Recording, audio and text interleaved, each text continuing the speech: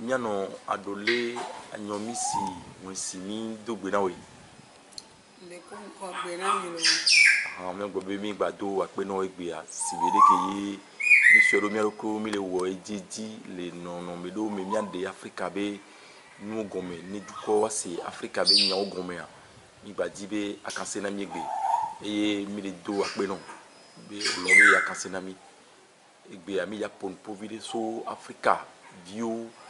be wona o Africa bio be josope de ke nu le do e chaka ke le nu me gbe a o jela kondo me na mi yeno Africa to mini fika Africa bio o joso le me beni so so me a plate ka se na mi Enyo mudo akpe gan de na mi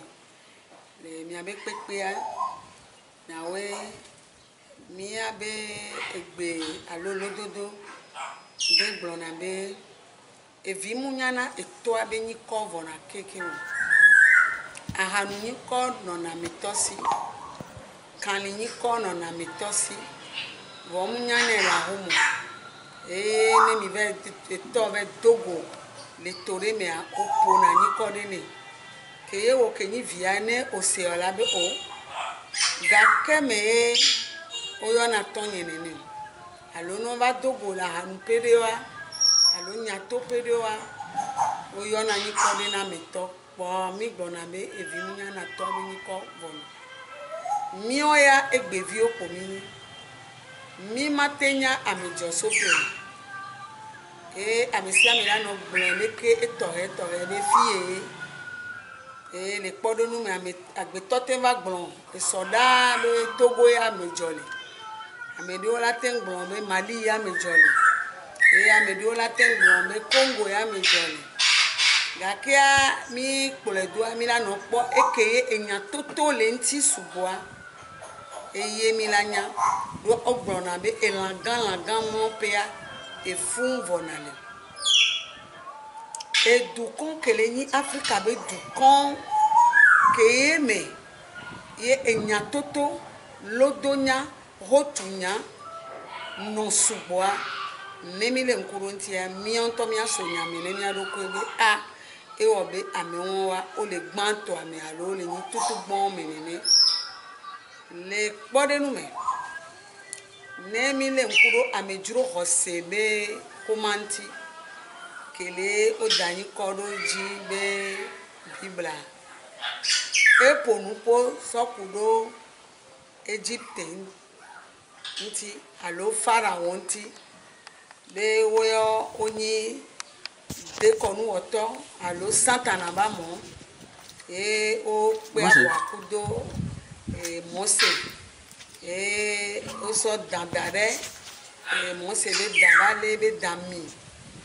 ne mi po be ke wa ga kemeke o to amejuro hosebe ko ma wa ngonglo ntinya de le eduwa si koko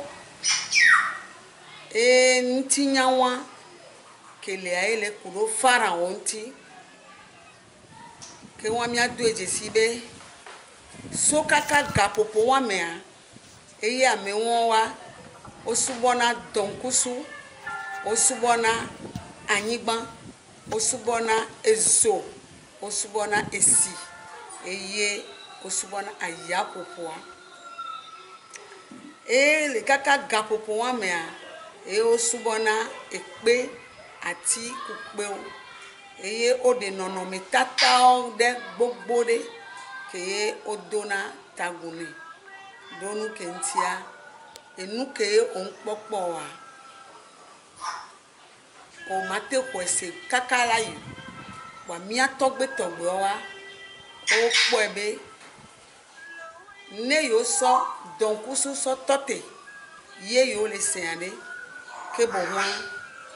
yo le po donkusu wa ma wa po yo le yo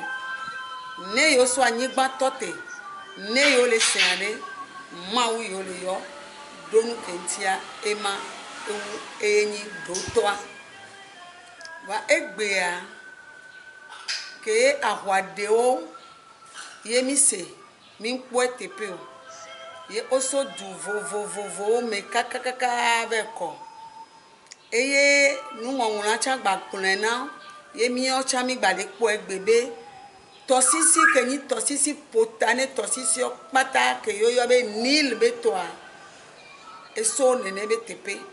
ye be to edu vovovovo me kakakakaka ba do mia be Togo ba nyigba ya dzi ye le nyi oti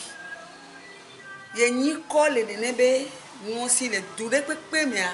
nyi kɔ le si ne to du ɖe mea nyi kɔ le si edu ɖe kpekpe me ke leke be tɔsisi wa toa nyi kɔ le si ku ebe dɔwɔnɔ kpata ne le nenea ne mi gba le ŋku ɖo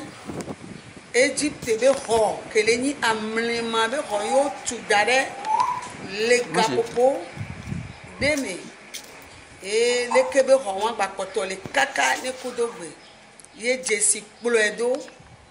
mina ne mia fɔn Afrika viwo ne fɔn mi gba no dɔnya kulikuli o mia fɔn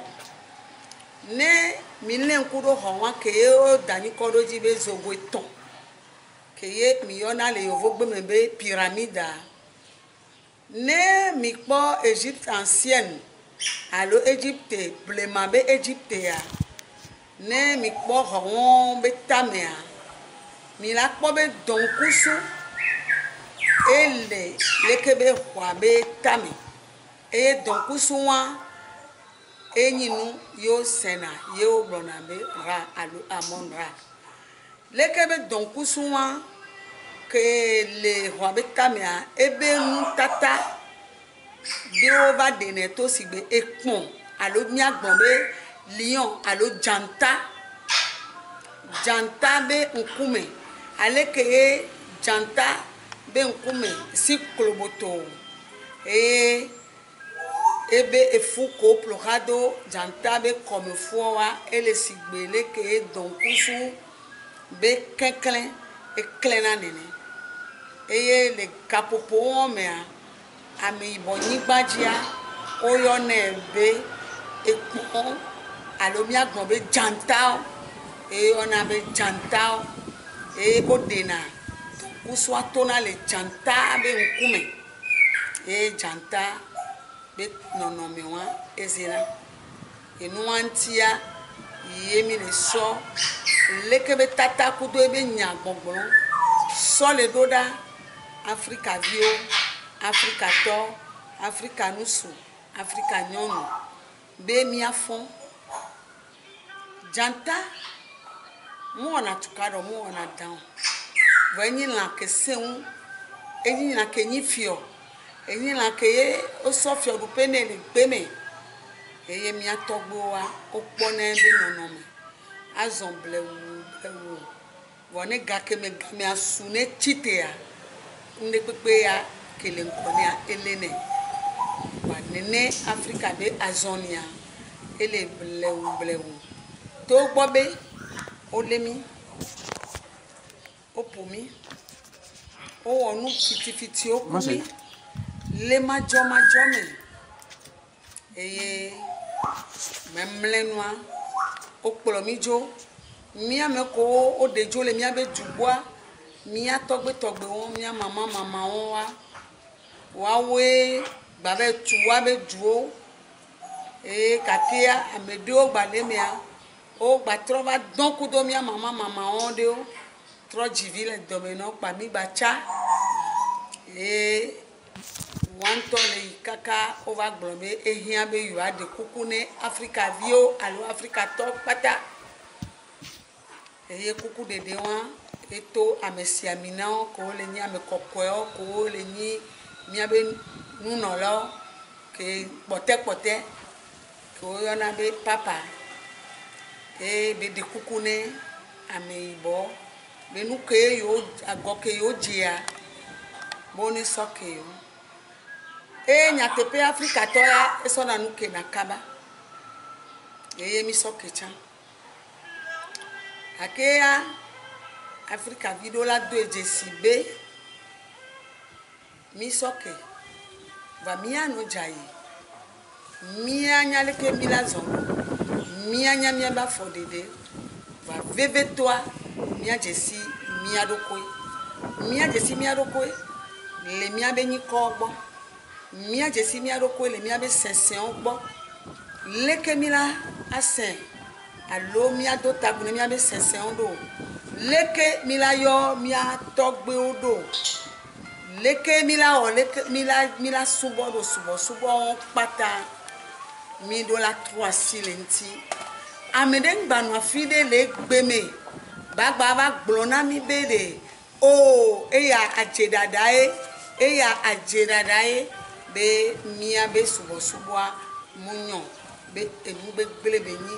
mi gba do taguna ti o mi gba do taguna epe aye mi le po le mi agbo eye mi hose enu ke o popo wa ngba hose pere o enu ko popo yo la hose do to ya do mi vo ke do to do mi ya e do mi ku do anyasan ne pode nu me mi afa ko ro mi abe juota ne joa nti fafa ne no mi abe jo me ne enu dudu ne sumiasi alebe na ne susu de bana me dia de ngba so isa do podo nti o ne mi po television ke mi dayin ko do mi ami yo na be yovo pupu ikeji o po na nu le a zidipe nu po mo nene be television a ame boy fo le ke be susu wa ke be fo susu a adore wie ko va playlist ko playlist ya ko 3 over we gbogbo de be sugbo e ya be ni ko bu ame 3 ba we a e be ni ko la ni mi abe zoko mi sina oyo na ndebe ampulo alo govi ke emi so dona nwanti be sina ga keme Africa to efoe kebe foya eso dasi mena ayevon tout fin torede ne ko ya esoa kojo kene foya ngbani kojo be ni koyo kebo wa etros Christophe de to etros ni ko de to wani ndudu sumi egalemiasi yemi voa ne mi ponde ya mi masel mia be podenu me atike de ole alo amade ole mi o mi le devi me alo mi singa me cha mi le devi me mi sinto mi sin do nu kenti ami nyanu vo mi nyanu nyu mi jivicha ye yovo ova ye obe ole ji flower de esa benigra me ko be mi onado ke yo yo na be Madagascar relene violet lene mabe jaune alonti siridi elene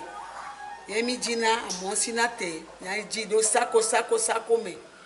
ye olava de ola hojo ende yovo akpole me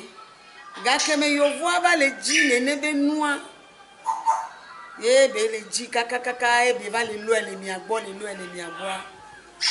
ke ya on baja glombe produit ya Sophie ke wa eso wa bo do ebe do idare wa nenyi be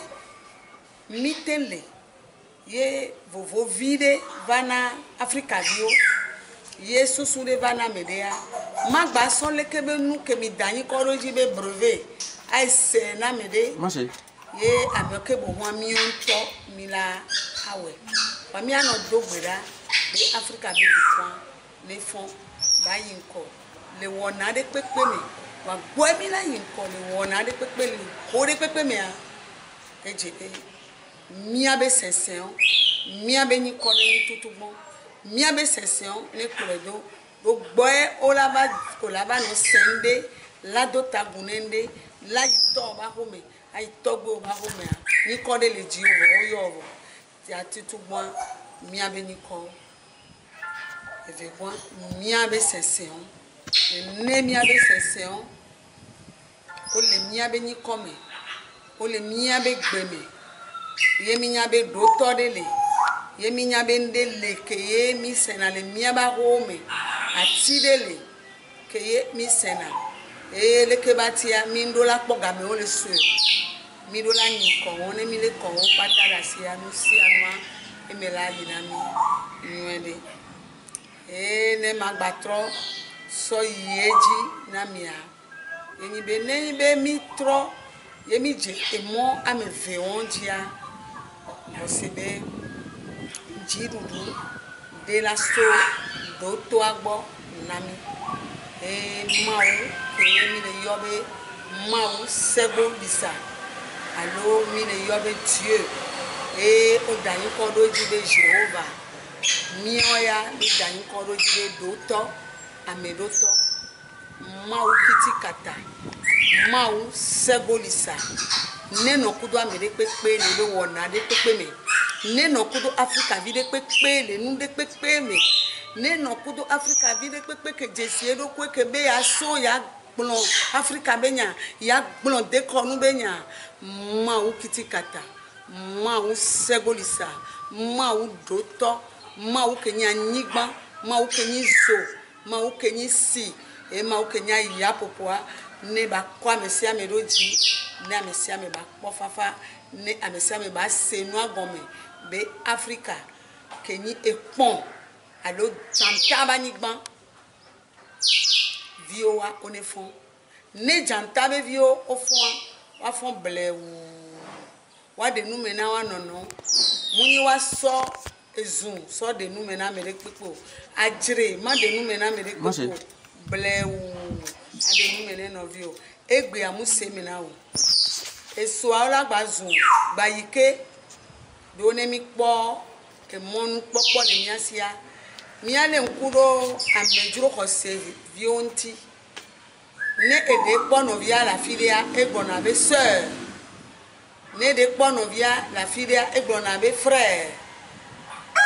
eye woyɔna wa nɔnɔ nene eye mu dzesi ɖewo nye ma te yɔ wa be nyikɔ tsɔn wa be ƒuƒoƒea ka nye ma te yɔ wa be nyikɔ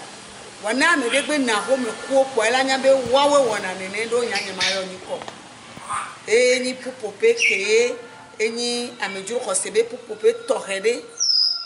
ne mi kuwo mi na home no lele dɔtsa ŋdɔ la kpɔ gbɔ o egɔme be o yɔ nyi xixe me tɔ eye na dɔ le wo tsa ŋdɔ la nɔ nu o la do o ɖo nu ke ŋutia o nyi xixe me tɔ mina ne mia gblɔ be mia miasi ne mia nɔvi ko kpata le amedzro xɔse mea mia nɔ kplɔ ɖeka ŋuti mia ɖu nu le kplɔ ɖeka ŋuti mia wɔ ne kpekpe le kplɔ ɖeka ŋuti mina banyi nene ye mi ŋgba nyame ɖe kpekpe ɖo edunu o mi ŋgba do funyafunya na ame ɖe kpekpe o mia de nu gɔme na we be mi mu nyi xixe mi tɔ o mi mu nyi xixe mi tɔ o ke bohua mi nyi do toa be vi mi nyi evi ke do na to etɔ be gbe mi nyi evi ke se tɔ be gbe eye mi eye watsa wo nyi mia nɔvi nusuwo eye mia nɔvi nuwo akpe na me sia me nyanu ne nya se nu gɔme tata ko na mi zande ya ye mi kpɔnu wa Afrika be dzɔsoƒe wu be nyawo keke wa Egypt banyi ko ye ɖeke be no so we bi le note be miɔ ya mi kpɔ teƒe o wale mia be azɔlizɔzɔ kunu me kukuwo ko ye mi tena ɖo miame ko nyi sukuvi ɖewo ŋutia mi biɔna nu sena be mi sɔ nɔnɔ fiɔ mi eye nu ko mi sɔ le fiɔ mia mi le do edzesi be edu keme ye enyagbɔgblɔ le sugbɔ nyi blemanya edu la nya me gawo